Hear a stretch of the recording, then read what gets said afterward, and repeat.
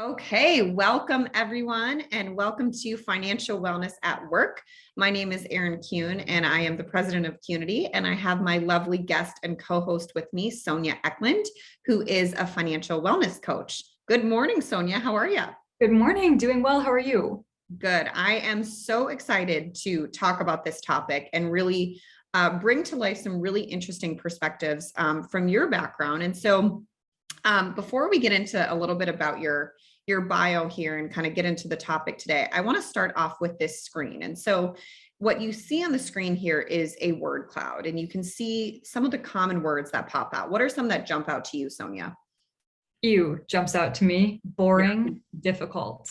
Yeah. Anxiety, stress, and confusing jumps out to me. So what we're looking at here is actually a word cloud from students that are pursuing careers in cosmetology, nail, aesthetic, massage, and barber programs on what is the first word that comes to mind when they hear money or math. So if you look at these words, I mean, there's not really many, if any, positive words here. And so really what we want to talk about today is these students then become professionals, right, that are already entering the workforce. And so many of us have negative stories and stress when it comes to money. And so we really want to talk about where employers can come to play with this, right? Because especially for service-based businesses, money and the stories we tell ourselves about money are hugely, hugely important. And so, Sonia, why don't you kind of describe a little bit about your background for everyone here today?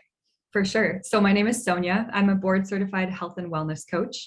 I'm also a financial wellness facilitator and a financial social work coach. I am a behavior change expert who's been working in this field for about 11 years.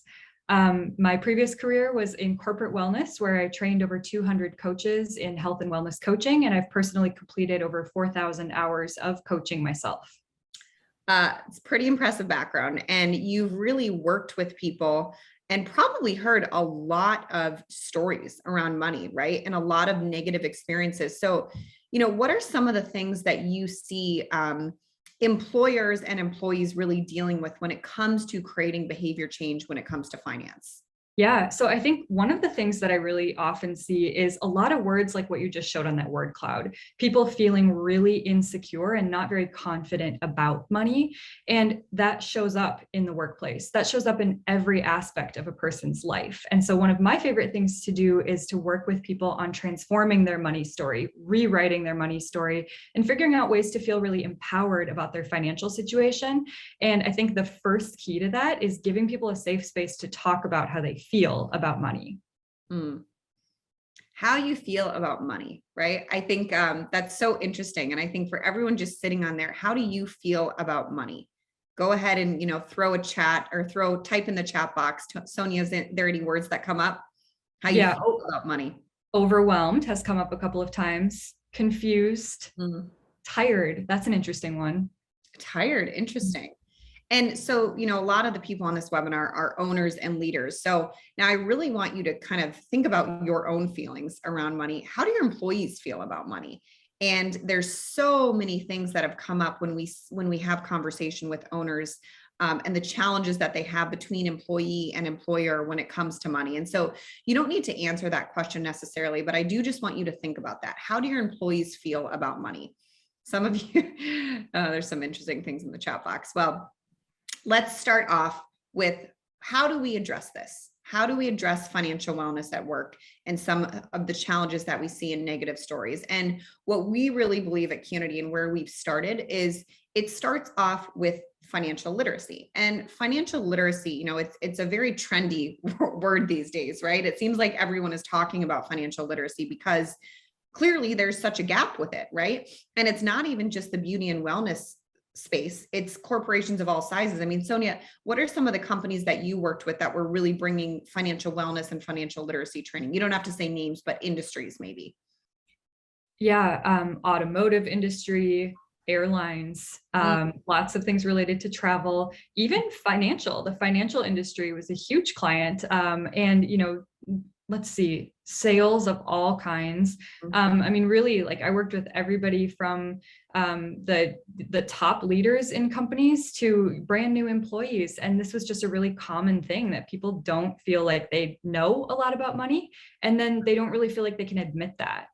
Right. It's embarrassing, right? If you're a leader of a company and you don't understand money, right? It's just, it extends. And I think, what we've really seen with COVID and the pandemic, this has been brought to life in terms of the conversation, and people are really more openly willing to admit that they maybe lack some critical financial literacy skills or financial knowledge. And so this is really where we started. Just, okay, how do we elevate in terms of education? We are an education company, right? How do we elevate the financial literacy of the industry? And we really started off with students.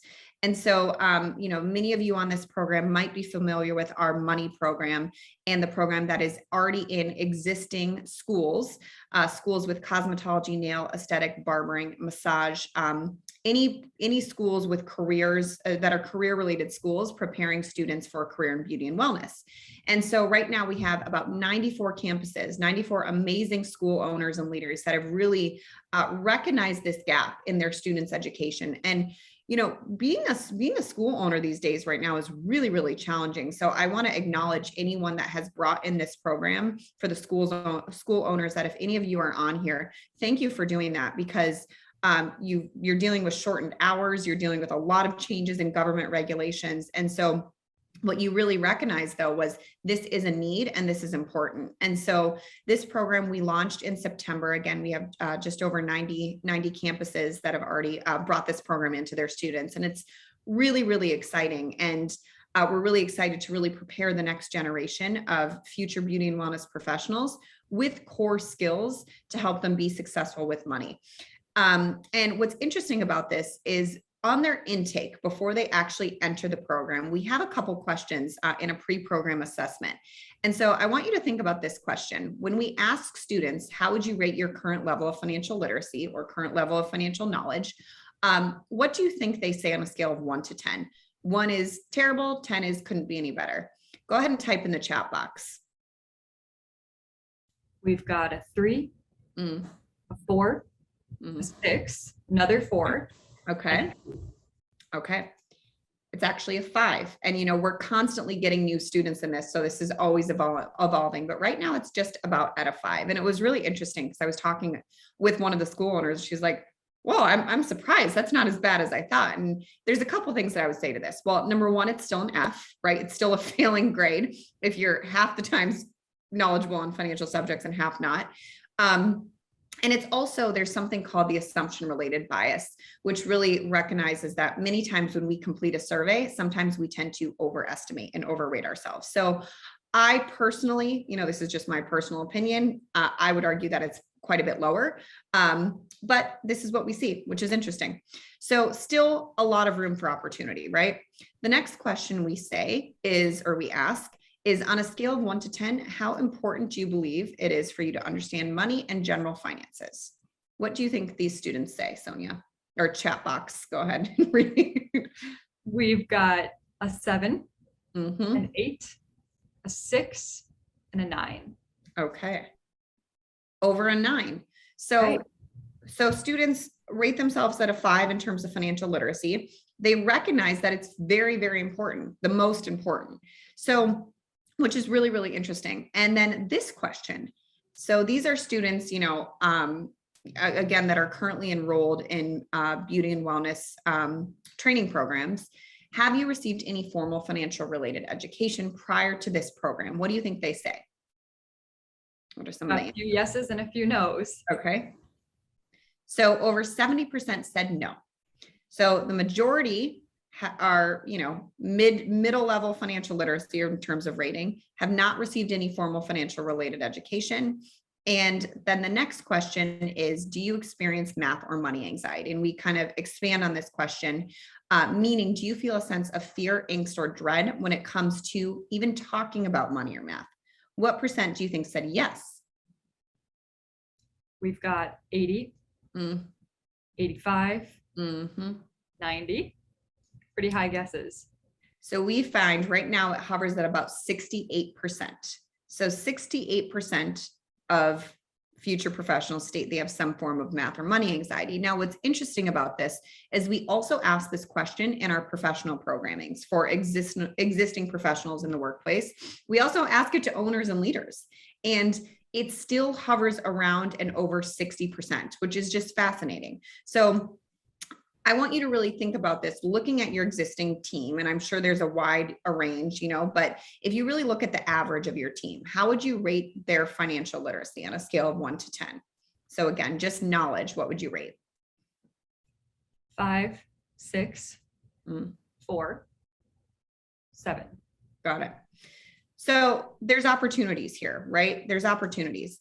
And so we've addressed this sector of the industry really by starting with students, but what about all the professionals that are out there, right? What about the professionals that are actively working, actively growing? We're seeing some major challenges and shifts for the industry. So how do we address the existing professionals? And it starts with financial literacy, but financial literacy is not enough. That's part of the reason why we have you on here, Sonia, is financial literacy and knowledge does not equate to action.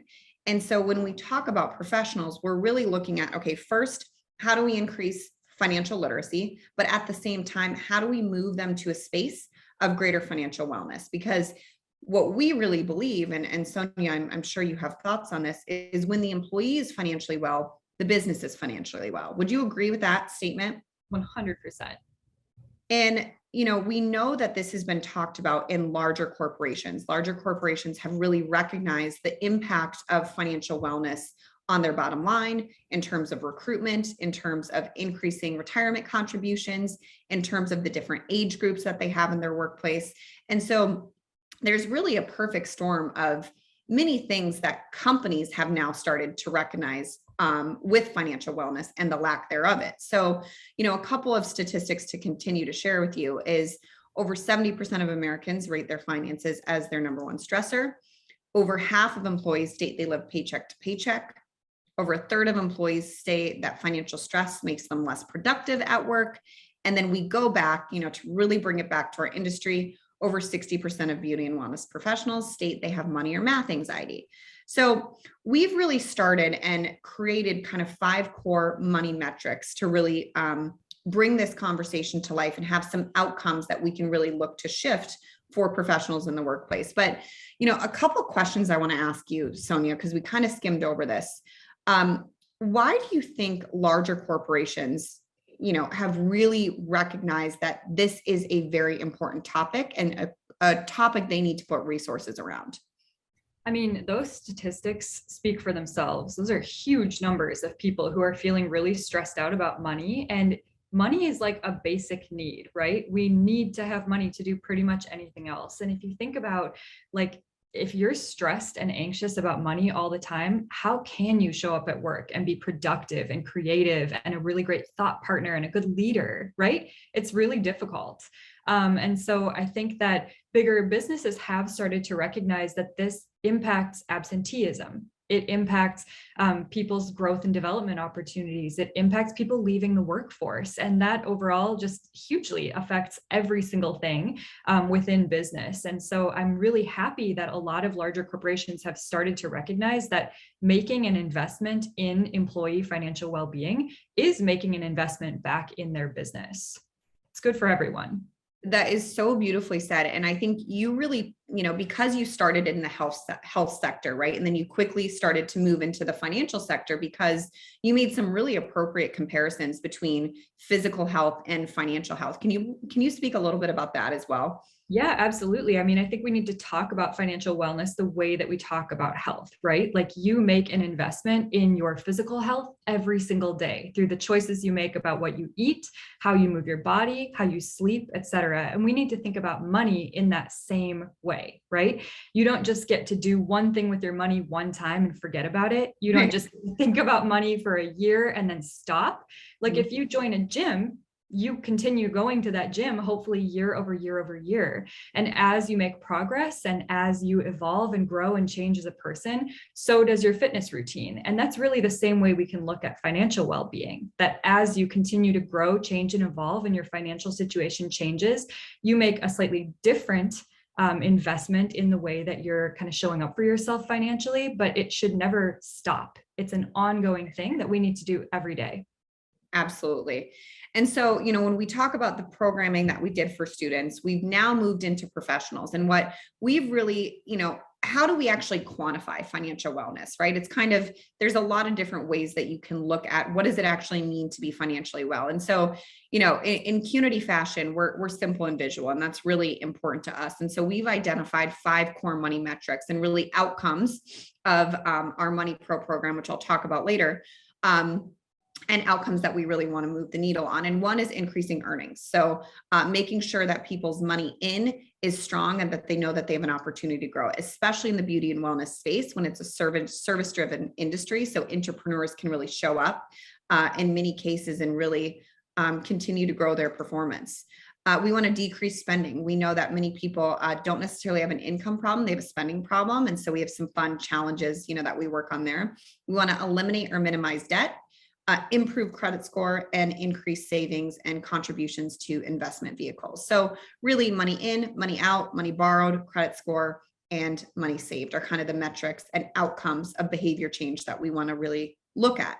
So I know this question is quite challenging. It's not like you see into the bank accounts of all of your employees, but if you had to think about the bulk of your team and really looking at those metrics that I just shared, how would you rate your team's financial wellness? We've got a 5, an 8, okay, and a 6. Okay.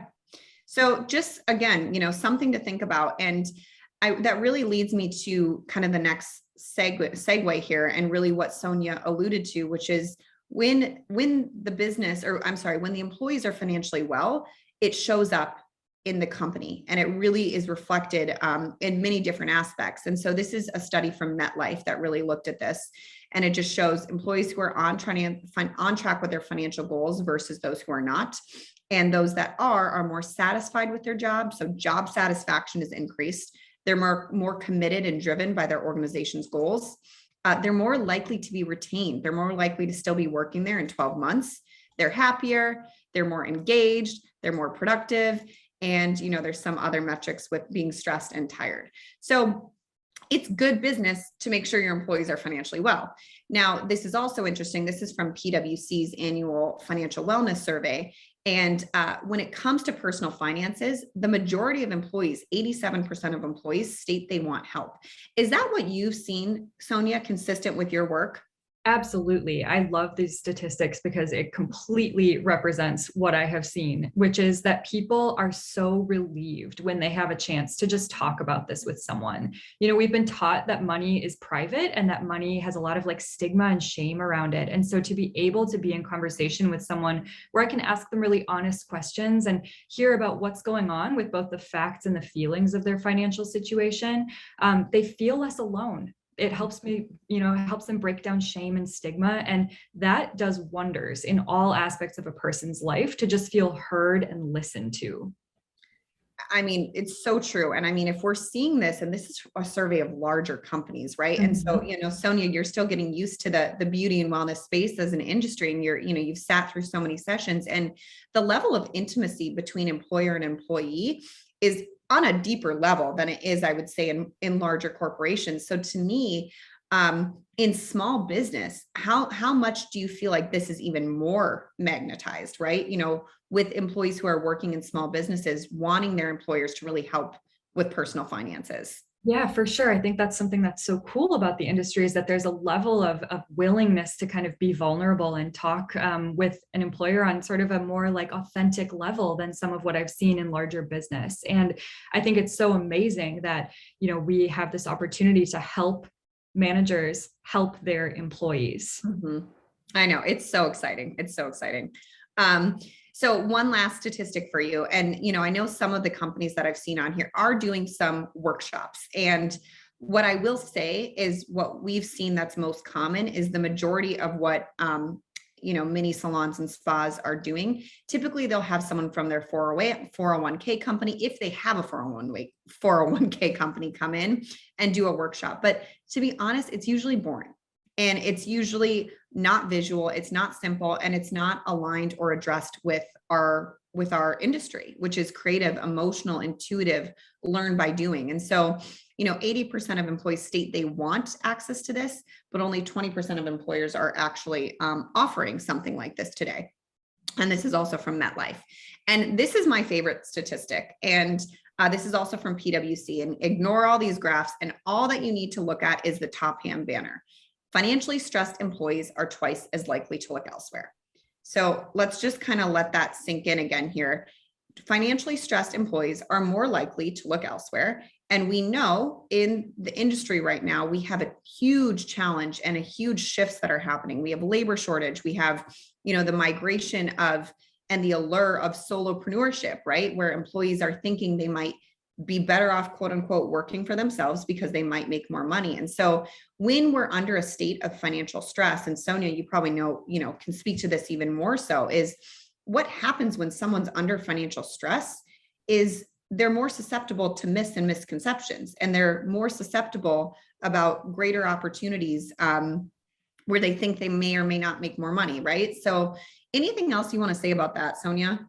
Yeah, I love this stat. I think it's so interesting because what happens when you are financially stressed is you kind of go into like that fight or flight mode, right? Your nervous system has a physiological reaction to not having enough money and to experiencing scarcity. And so naturally, the thing that you are going to want to do is get yourself out of that situation. And if you perceive it as a money in problem, you're going to look somewhere else and try to make more money so that you can alleviate those feelings of stress and anxiety.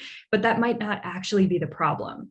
And one of the things that I think is so cool is that when we can help people address the facts and the feelings of their financial situation, we can often help them find contentment within their current circumstances, which keeps them from looking elsewhere. It's so true. And as I'm sitting here, I'm like, I have so many just real stories that have popped up. I mean, we just had an example. I think Tom talked about this on the roundtable where an employee working at a company thought they had a money in problem and were thinking about leaving the company because they weren't making enough money. Well, when we pointed out how much they were actually making, A, they were blown away. B, they weren't factoring in all the other compensation that they got with that employer.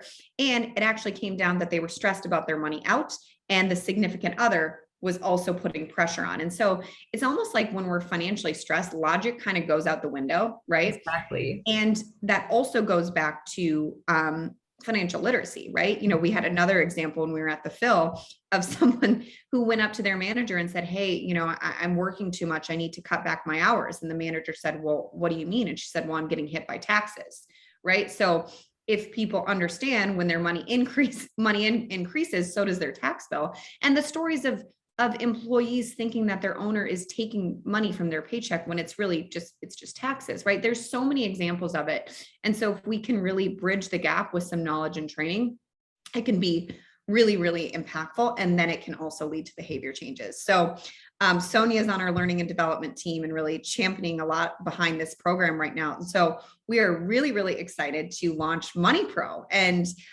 what we've done with this program is we've really taken what we've launched in the schools and kind of the structure of that curriculum, and we've totally rewritten it, reproduced it, refilmed it to really make it accessible for an employee who is working in an existing business. So it's really a financial wellness program for entrepreneurs. And it's so, so exciting. And we're so proud of this program. And Sonia, before I kind of give an overview of the curriculum, is there anything you want to say just, high level about the program? Just that I'm proud of it too, and so excited to see it launch, and so excited to just bring it to life and see all the ways that it's going to help people change their lives. Oh, I'm so excited too. So, just to kind of give you a very high level overview of this curriculum, the structure is it's 8 modules. So you can see the colorful tiles on the screen. So it's 8 distinct modules. And, again, in true Qnity fashion, you can kind of get a sense of what is contained within each modules by the title. It's pretty straightforward. Within each of those modules, there's 5 distinct lessons that really address kind of a specific topic that ties to the overall theme of the module. Within each of those distinct lessons, there is instructional videos, there's quizzes, there's activities, there's a variety of different resources, and Sonia is really the expert on that. But there's numerous different ways to bring this to life in your business. There's numerous different ways to roll it out. And we've really invested heavily on our end in terms of the learning and development, as well as client success to make sure that this program is successful. But quick overview of each of these modules. Module 1 is really about helping people address their mindset. So, all those negative words that you saw on the screen, that's actually where we have to start. We have to help change those stories. And so we help them address their money story, dispel many common myths and traps that many salon and spa professionals fall prey to.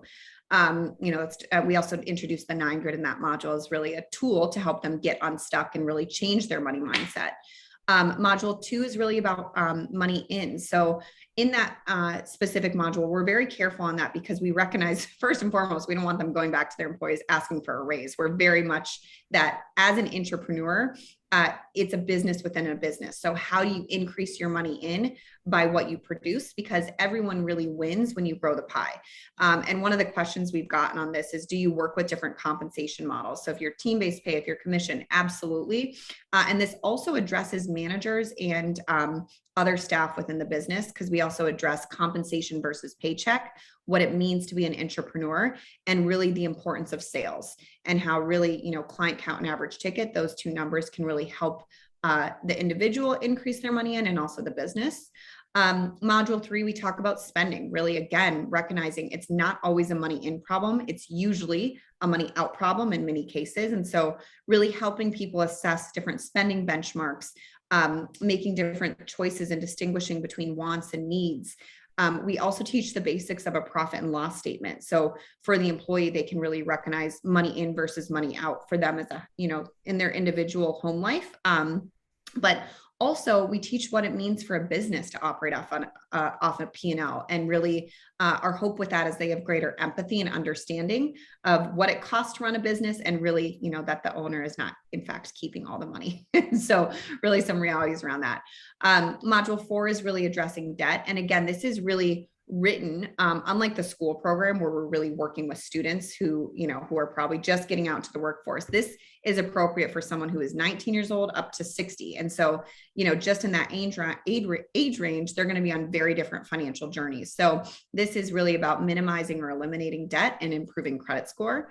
Module 5 is about saving and investing. Module 6 is about taxes and really understanding the difference between gross and net. Module 7 is about planning and really budgeting. And then module 8 really ties it all together with building a financial team, who to ask for help, and many other things. So again, this is the content. So really what we're doing here is giving knowledge, but also each lesson has activities and reflections to really look at how we actually create behavior changes. Anything you want to say about the curriculum, Sonia?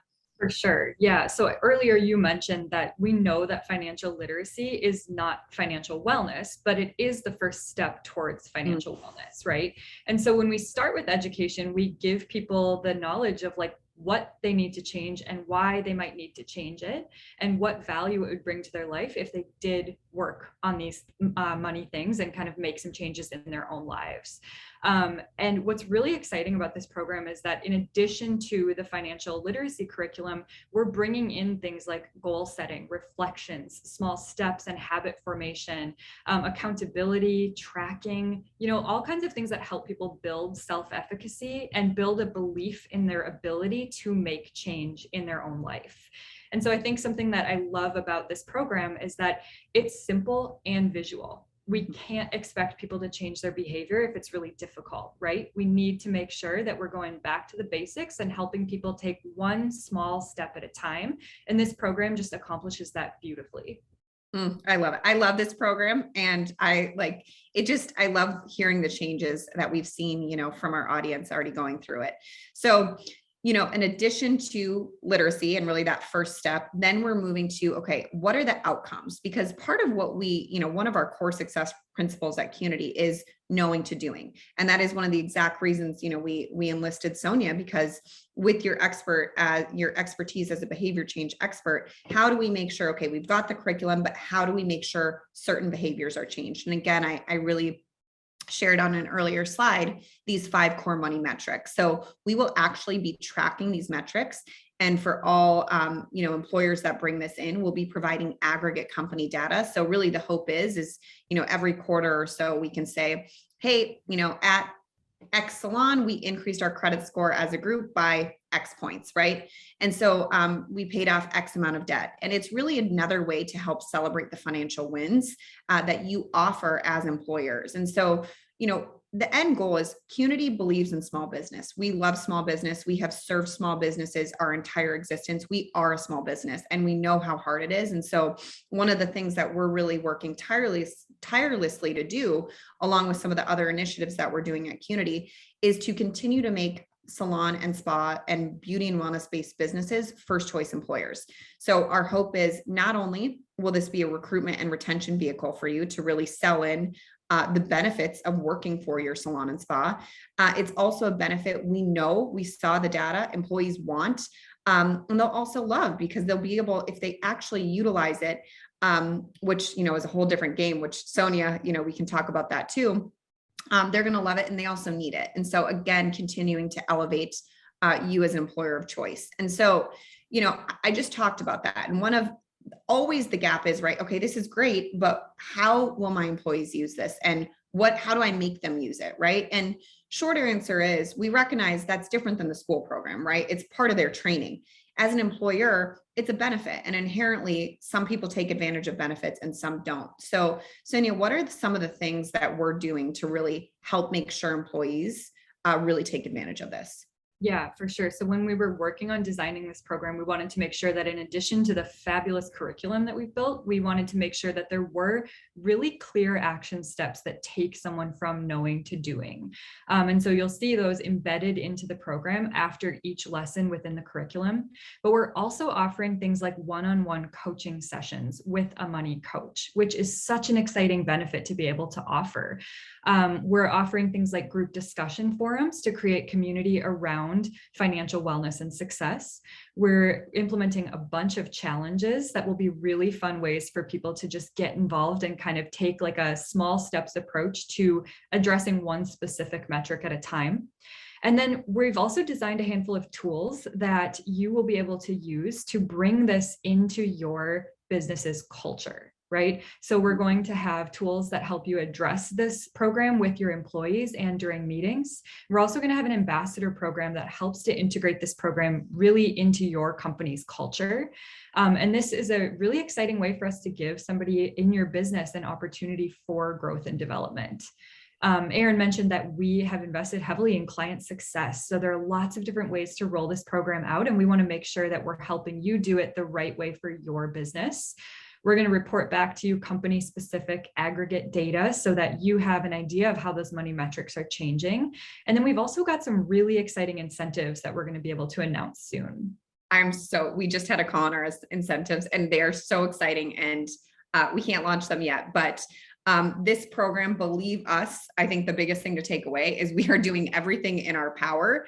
And we recognize, bringing in this program, it's on us to have your employees take advantage of, right? We do not want this to fall on the employer, but that's why we've instituted client success, who will be, you'll have a client success representative, Marie, who will be working with every single account to really customize how we roll it out, ambassadors, and also continuing push points and touch bases with your team directly to make sure that they really take advantage of it. And hopefully the incentive will eventually make them want to do it alone. But either way, there's so many different ways and different benefits that they'll be able to get from this program. So in closing, we are now taking enrollments for this program, and this has been in development for quite some time. It will be onboarding will actually be starting very, very soon here. So this is an invitation for you to register now or book a demo if you want to actually kind of get behind the weeds of the curriculum and talk a little bit more, as well as learn about pricing. There's several ways that you can, again, roll this out in a way that really aligns with your culture. And we're just so excited. And really, honestly, there's nothing that's been done like this in the beauty and wellness space. And there's really nothing that is a solid solution for small business owners. I mean, there is other programming, but I think ours does a really good job of really addressing our audience. And I'm so excited to bring it to life and for all of you to experience it. So connect with us. You can scan this QR code. With that, I think that wraps it up. Is there anything else you want to close with, Sonia? No, just so excited to see this program roll out. Really excited to hear about all of the changes that your employees make. And we hope that this is something that can help transform your team's culture and your team as individuals. Amazing. Thank you so much, everyone. With that, this marks the end of the webinar. Thank you so much.